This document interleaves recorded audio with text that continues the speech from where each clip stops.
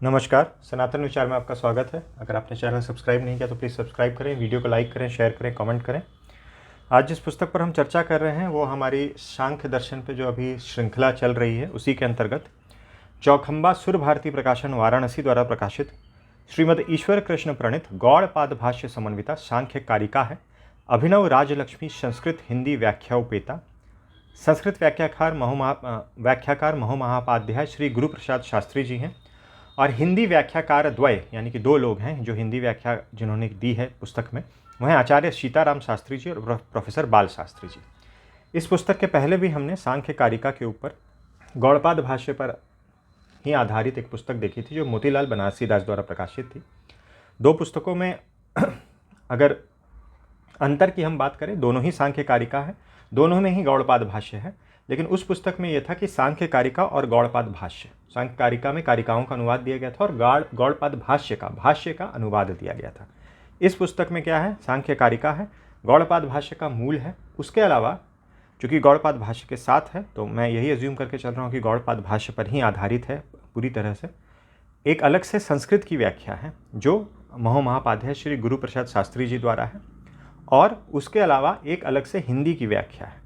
तो ये जो व्याख्याएं हैं संस्कृत में और हिंदी में, जो या हिंदी की व्याख्या की बात करें तो वो गौड़पाद भाष्य का अक्षरशः अनुवाद नहीं है, उसी पर आधारित हिंदी व्याख्या है। और थोड़ा सा प्रेजेंटेशन की जो शैली है वो अलग है, फ्लो इसका ऐसे एक कंटिन्यूटी में आता है, ऐसे थोड़ा अलग अलग कारिकाओं में ब्रेक नहीं होता है, और उसी तरह से पैराग्राफ वाइज प्रेजेंट भी किया गया है। जिस कारिका की व्याख्या जहाँ अंत होती है वहाँ पे नंबरिंग दिया हुआ है, तो वो आइडेंटिफाई किया जा सकता है कि कहाँ पे किस कारिका की व्याख्या अंत हुई है। लेकिन अगर आप फ्लो में पढ़ रहे हैं तो वो एक जैसे कोई बुक होती है, कोई स्टैंडर्ड कोई चैप्टर होता है, वैसे एक चैप्टर की तरह ही पूरी व्याख्या दी गई है। हिंदी व्याख्या में कहीं कहीं कुछ नवीन चीज़ें जो हैं वो हिंदी व्याख्याकारों ने उदाहरण इत्यादि के रूप में, या फिर उदाहरण नहीं तो कोई भी ऐसा रेफरेंस के रूप में उल्लेख एक दो जगह स्थानों पर अपनी ओर से भी किया है।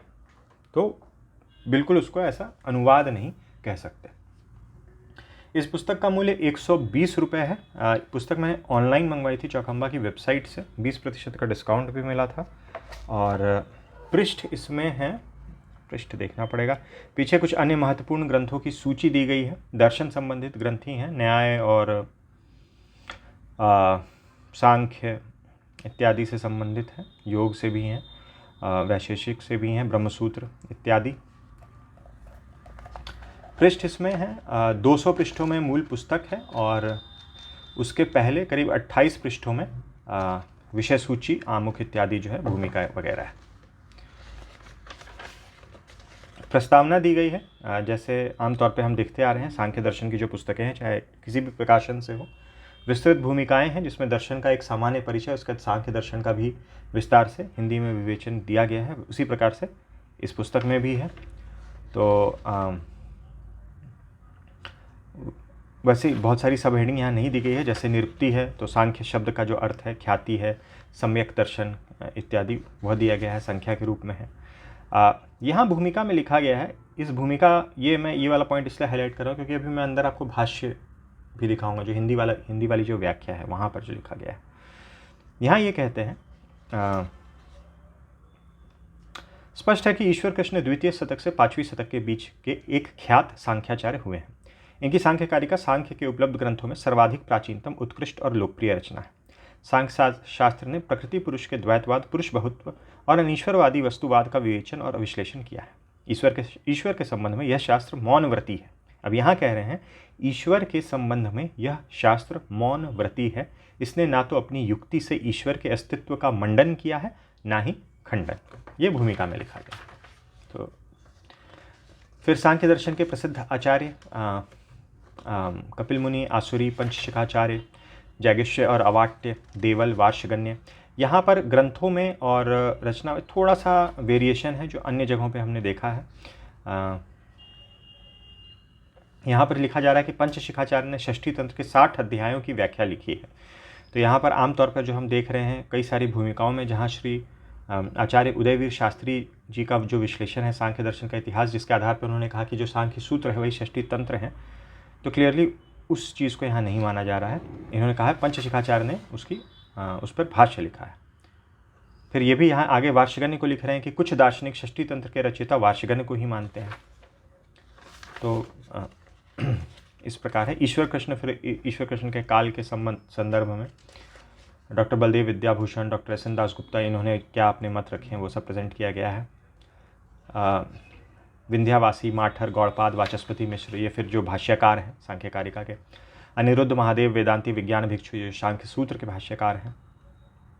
भाव गणेश, तत्व समास, सांख्य दर्शन का फिर सिद्धांत है, उसका यहाँ पर विभिन्न चीज़ों पे विवेचन किया गया है। कार्य कारणवाद, सत्यकारवाद, असत्यकारवाद, प्रकृति और गुणों का स्वरूप, सत्वगुण, रजोगुण, तमोगुण, गुणों का पारस्परिक संबंध, पुरुष की अनेकता, पुरुष और प्रकृति, जो मतलब बेसिक कॉन्सेप्ट्स हैं सांख्य के। बंधन और मोक्ष, आध्यात्मिक, आधिभौतिक, आधिदैविक, मोक्ष के प्रकार, प्रमाण विचार, जो प्रत्यक्ष अनुमान और आप्तवचन है, और अनुमान किन किन प्रकार के जो है सांख्य में मान्य है। फिर विषयानुक्रमणिका दी गई है, यहाँ से पुस्तक प्रारंभ हो रही है। प्रथम कारिका है, फिर गौड़पाद भाष्य है संस्कृत में, फिर अभिनव राजलक्ष्मी है संस्कृत में, ये भी संस्कृत में ही व्याख्या है गौड़पाद भाष्य के ऊपर आधारित। और फिर ये जो लाइन देख रहे हैं ये बेसिकली हर पेज 4 सेक्शन में डिवाइडेड है। प्रथम सबसे टॉप पे अगर कारिका है तो कारिका आ रही है, अगर व्याख्या ही चली आ रही है तो ऑब्वियसली उस पेज पे कारिका नहीं आ रही है। फिर गौड़पाद भाष्य है, उसके बाद अभिनव राजलक्ष्मी संस्कृत व्याख्या है, तो जो संस्कृत के जानकार हैं वो गौड़पाद भाष्य के साथ इस व्याख्या को भी पढ़ सकते हैं। और फिर हिंदी की व्याख्या है। नीचे जितने भी फुटनोट्स हैं सब संस्कृत में हैं। प्रतीत ऐसा होता है कि पहले यह अभिनव राजलक्ष्मी भाष्य जो है ये इसकी रचना हुई थी, और बाद में जब ये पुस्तक रूप में प्रकाशित होने लगी उसके पश्चात कभी फिर हिंदी में एक व्याख्या इसके साथ उस पर आधारित इसमें और जोड़ी गई। तो जो फुटनोट्स हैं वो ओरिजिनल अभिनव राजलक्ष्मी व्याख्या के ही हैं। सभी जगह फुटनोट्स जो हैं वो संस्कृत में ही हैं। तो यहाँ सबसे ऊपर वाली लाइन में जो आ रहा है वो गौड़पाद भाष्य, फिर बीच में अभिनव राजलक्ष्मी संस्कृत व्याख्या, फिर हिंदी व्याख्या। तो इस प्रकार से दिया गया है। अब देखिए यहाँ पर जैसे है कि जो संस्कृत व्याख्या है अभिनव राजलक्ष्मी, उसमें काफ़ी सारे एग्जाम्पल्स आ रहे हैं, श्लोक आ रहे हैं। एक यहाँ पर टेबल भी दिया गया है जहाँ पे अव्यक्त, व्यक्त और अव्यक्त व्यक्त का ब्रेकअप देखे 25 जो तत्व हैं उसमें प्रकृति कौन है, प्रकृति विकृति कौन है, केवल विकृति कौन है, और प्रकृति विकृति भाव शून्य कौन है। वैसे 25 तत्वों को टेबुलर फॉर्म में प्रेजेंट किया गया है। हिंदी में वैसे नहीं है, हिंदी में पॉइंट्स में ही समझा दिया गया है। जैसा यहाँ देख सकते हैं ये 3 नंबर यहाँ लिखा हुआ है, यानी कि तीसरी कारिका का जो हिंदी का भाष्य है वो यहाँ समाप्त हो रहा है। अब यहाँ पर जैसे देख सकते हैं कि संस्कृत में कोई टेबल नहीं है, लेकिन हिंदी व्याख्या में व्यक्त और अव्यक्त के वैरूप का प्रदर्शक कोष्ठक टेबल बना के कोष्ठक बना के यहाँ पर दिया गया है कि उनमें क्या क्या डिफरेंसेस हैं व्यक्त और अव्यक्त, व्यक्त प्रकृति और अव्यक्त यानी कि प्रधान में।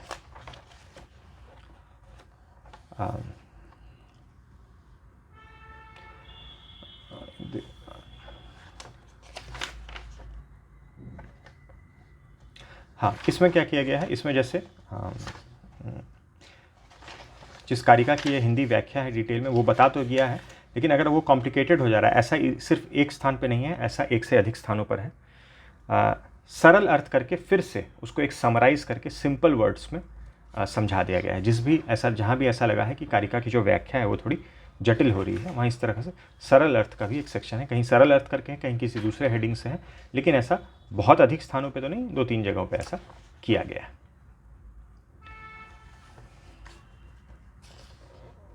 अब यहाँ जैसे एग्जाम्पल में इन्होंने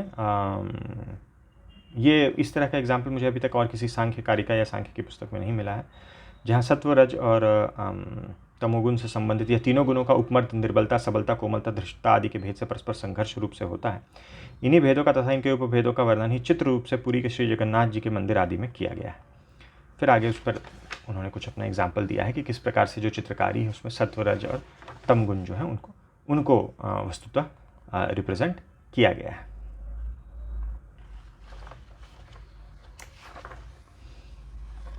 यहाँ भी एक अपना इन्होंने कुछ थ्योरी रखी है। अपने को आर्यमती लिखने का यह संदेह होता है कि ये ईश्वर कृष्ण भारत से बाहर के किसी अनार्य देश के ही निवासी थे, पर इन्होंने आर्य धर्म स्वीकार कर लिया था, अतः ये ईश्वर कृष्ण ईशु ख्रिस्ट भी हो सकते हैं। अब ये इसका क्या आधार है, अब इस तरह का विवेचन और कहीं मुझे नहीं प्राप्त हुआ है।